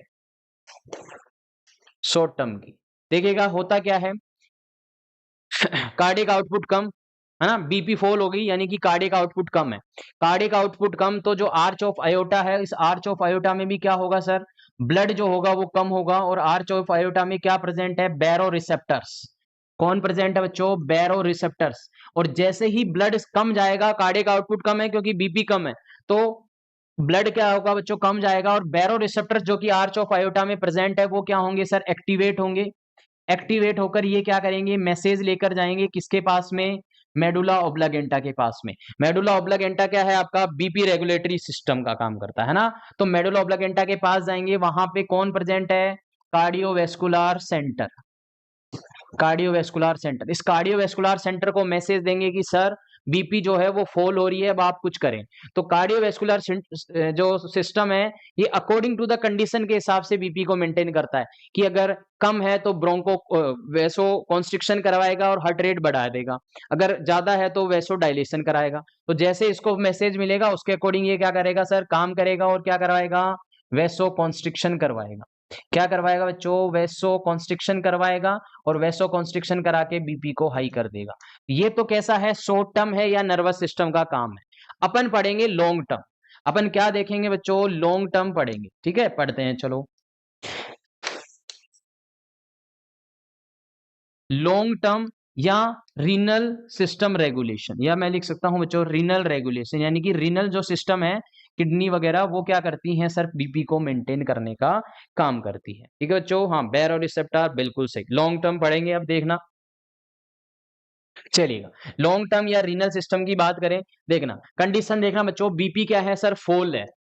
बीपी कम है मतलब हाइपोटेंशन है, या मैं कह सकता हूं बच्चों हाइपोवोलीमिया है ना, वॉल्यूम भी कम हो सकती है इसलिए बीपी कम है।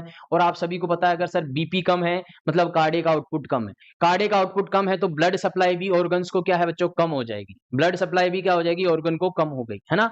तो फॉर एग्जाम्पल अपन पढ़ रहे हैं रीनल का, तो जो रीनल सिस्टम में जो किडनी है, क्या सर, किडनी, इसको ब्लड सप्लाई क्या हुई बच्चों, कम हुई। कम हुई तो इसके अंदर क्या देखने को मिलेगा, रीनल हाइपोक्सिया देखने को मिलेगा।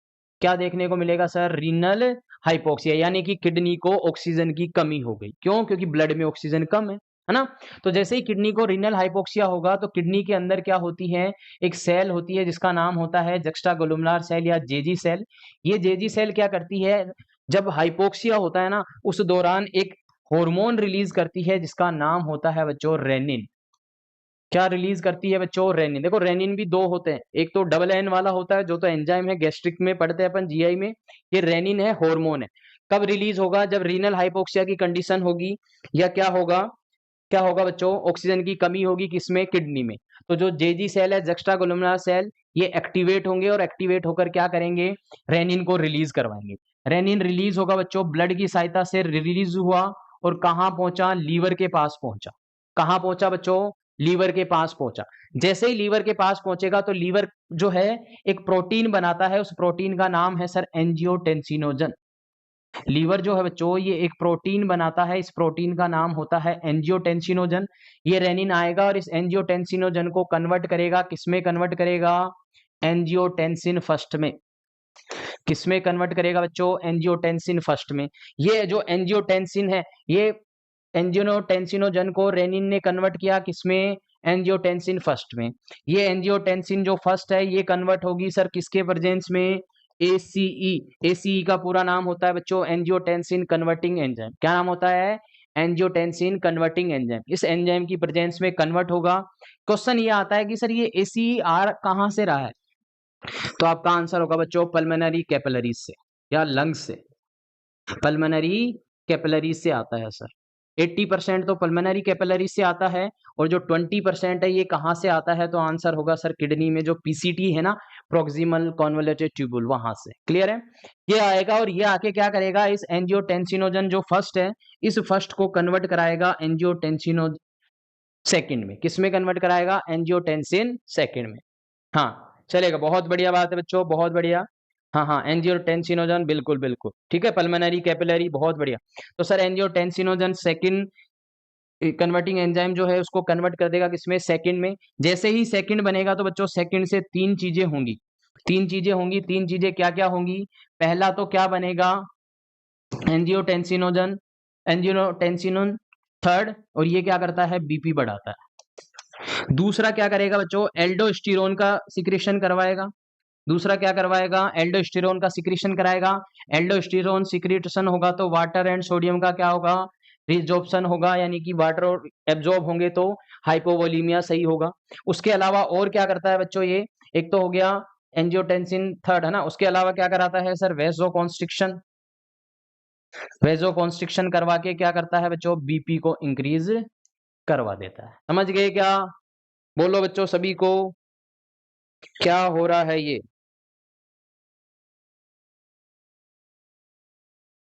क्या हुआ बच्चों, समझ में नहीं आ रहा क्या।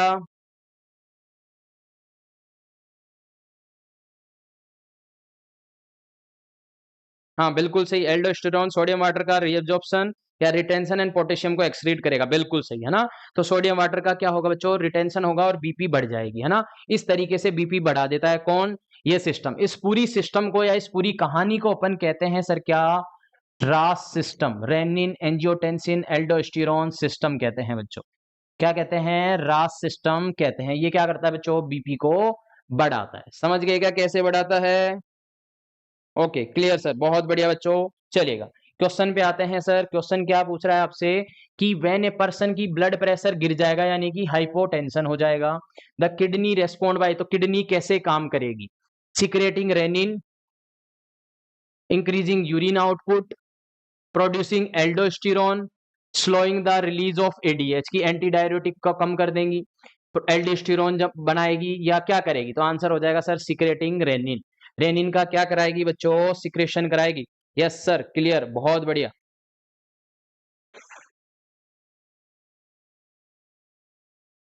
चलेगा बच्चों, ठीक है सभी को। देखो सिंपल है बच्चों, रिपीट क्या करना है, देखो अगर ब्लड प्रेशर जो है सर अगर वो फॉल हो गया, कम हो गया, तो यानी कि ब्लड सप्लाई या कार्डियक आउटपुट भी क्या होगा, कम होगा। और कार्डियक आउटपुट कम है तो आपको पता है ऑक्सीजन ले जाने का काम किसका है, ब्लड का। तो यहाँ पे ऑक्सीजन भी कम जाएगा किडनी के पास में। जैसे ही ऑक्सीजन कम गया तो रीनल हाइपोक्सिया। एक माइंड में चीज फिट कर लेना कि सर रेनिन जो है वो कब रिलीज होता है, जब हाइपोक्सिया होगा यानी कि ऑक्सीजन की कमी होगी, तो ही क्या रिलीज होगा बच्चों, रेनिन रिलीज होगा। रेनिन रिलीज होकर ब्लड में आएगा, ब्लड की सहायता से कहां पहुंचा, लीवर। लीवर के पास में एक प्रोटीन बनी हुई है पहले से जो लीवर बनाता है, इसका नाम है एंजियोटेंसिनोजन। ये प्रोटीन जो है, इस प्रोटीन को रेनिन क्या करेगा, कन्वर्ट करेगा किसमें, एंजियोटेंसिन फर्स्ट में। एंजियोटेंसिन जब फर्स्ट बन जाएगी तो वहां पे एक एंजाइम आएगा, ACE enzyme, angiotensin converting enzyme, जो कि लंग्स से आता है 80% और 20% पीसीटी से आता है। ये आकर क्या करेगा, इस फर्स्ट को सेकंड में कन्वर्ट करेगा। सेकंड बनने के बाद बनाएगा थर्ड, थर्ड बीपी बढ़ाता है। उसके अलावा एल्डोस्टेरोन बनाता है जो कि सोडियम एंड वाटर का रीअब्जॉर्प्शन कराता है, और वेजो कॉन्स्ट्रिक्शन करा देगा जिससे बीपी बढ़ जाएगी। समझ गए क्या, चलिएगा क्लियर है सभी को, ओके।